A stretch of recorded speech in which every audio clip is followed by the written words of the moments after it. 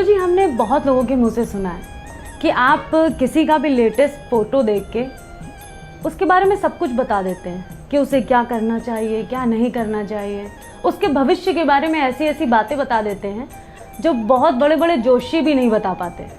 तो ये कैसे करते हैं आप? इस बारे में कुछ बताइए हमें। देखिए, ज्योतिषियों से मेरा कोई लेना देना नहीं है, वो क्या करते हैं वो उनका अपना प्रश्न है। परंतु इस दास पर शिरडीनाथ की ऐसी कृपा है बाल्यकाल से ही कि या तो कोई सामने प्रत्यक्ष खड़ा हो या फिर उसकी लेटेस्ट फोटोग्राफ हो, जो अभी का उसका जो चेहरे का जो चित्र है वो हमारे पास होना चाहिए। तो उसे देख करके मुझे ऐसी वाइब्स मिल जाती हैं कि क्या घटित होने वाला है, अथवा इस व्यक्ति को कौन से कार्य को करना चाहिए, कौन से प्रोफेशन को करना चाहिए, कौन सा व्यापार करना चाहिए, या कौन से ऐसे छोटे छोटे उपाय जिसे करके ये सुखमय जीवन को प्राप्त कर सकता है। तो ये फोटोग्राफ को देख करके गुरु कृपा से हम बताते हैं।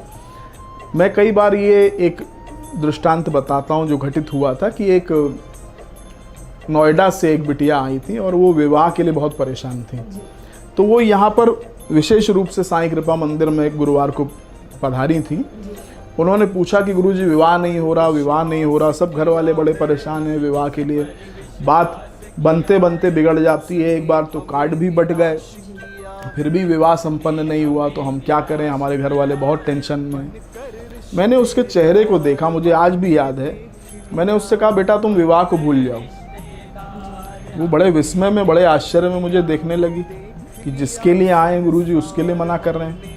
मैंने उससे कहा कि बेटा, तुम अगर चाहती हो कि जीवन में तुम्हें सुख प्राप्त हो, तुम सफल हो, तो तुम विवाह को अपने मन से निकाल दो, तुम अपने प्रोफेशन पर ध्यान दो।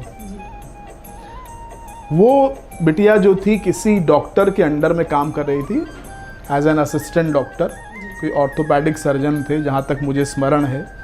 तो मैंने कहा बस अपने प्रोफेशन में ध्यान दो, तुम बहुत सफल हो जाओगी, भूल जाओ विवाह को। अपने माता पिता को समझाओ कि मैं अगर सफल हो गई तो विवाह की क्या चिंता है, मैं आप सबका पेट भरूंगी और ना जाने कितने लोगों को मैं अपने हाथों से खाना खिलाऊंगी और कितने लोगों का भरण पोषण में कर पाऊंगी अगर मैंने गुरुजी की बात को मान लिया। अब प्रश्न ये उठता है कि उसको ये बात अच्छी तो नहीं लगी, क्योंकि विवाह के प्रयोजन से आई थी। तो कुछ समय तक तो उसने इस बात को, या जो एडवाइस थी जिसे अंग्रेजी में कहते हैं, उसको नज़रअंदाज कर दिया।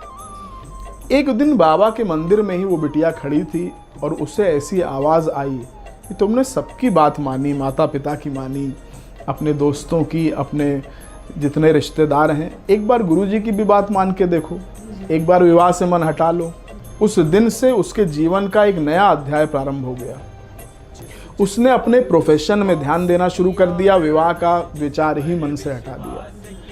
और बाबा की ऐसी कृपा हुई, ऐसी गुरु कृपा, मैंने आपसे कहा ना बाबा की शक्ति है, मैं उसमें कुछ नहीं हूँ, मैं सिर्फ माध्यम मात्र हूँ, लेकिन ऐसी गुरु कृपा, ऐसी ईश कृपा उसके ऊपर हुई, उस बिटिया पर, कि शनह शनह उसको सफलता मिलने लगी उसी प्रोफेशन में। और एक दिन में तो नहीं, लेकिन 15-20 दिनों में उसके जो कार्य वो कर रही थी, जो उसका प्रोफेशन था, उसमें ऐसी वृद्धि हुई कि कुछ समय के बाद उसने उन डॉक्टर को छोड़ दिया, उनका आशीर्वाद लेकर के, क्योंकि वहीं से उसने सीखा था, और अपना क्लिनिक खोल दिया। तो उसको वो बात समझ में आई, अभी भी आती है गुरु दर्शन के लिए और बाबा की कृपा और आशीर्वाद को प्राप्त करने के लिए। लेकिन ये है कि उसे ये बात समझ में आ गई कि अगर हम गुरुजी की बात ना मानते तो अभी भी शादी का कार्ड ही हाथ में लेकर के घूम रहे होते। तो इसलिए ये सदगुरु की कृपा है इस दास पर कि मैं फ़ोटो जब देखता हूँ तो मुझे वाइब्स मिलती हैं। बस उस व्यक्ति को जिसकी मैं फ़ोटो देख रहा हूँ या रीड कर रहा हूँ, उसको वही करना है जो मैं बता रहा हूँ। बस उसे वो ब्रह्म वाक्य समझ लेना चाहिए, हमें यही करना है, ना इसका इधर ना इसका उधर। और अगर उसने वो कार्य कर लिया या उस वाक्य का, उस आज्ञा का अनुसरण कर लिया, तो फिर बाबा की दया से उसकी झोली खाली नहीं रहती। तो ये बाबा की कृपा है, जिसे अपॉइंटमेंट के माध्यम से किया जाता है या सामने प्रत्यक्ष भी लोग पूछते हैं। और बाबा से यही मेरी प्रार्थना है कि कोई भी भक्त कहीं पर भी हो, उसे यही मार्गदर्शन प्राप्त हो कि उसे जीवन में करना क्या है, क्योंकि इसी में ही लोगों का नुकसान होता है। बनना तो किसी को क्रिकेटर है और जो उसके घर वाले हैं उसे इंजीनियर बनाने पे तुले हैं।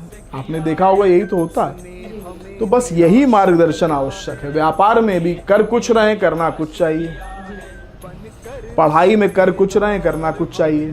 यही मार्गदर्शन अगर प्राप्त हो जाए किसी सिद्ध व्यक्ति से तो जीवन आसान हो जाता है। जय साईनाथ।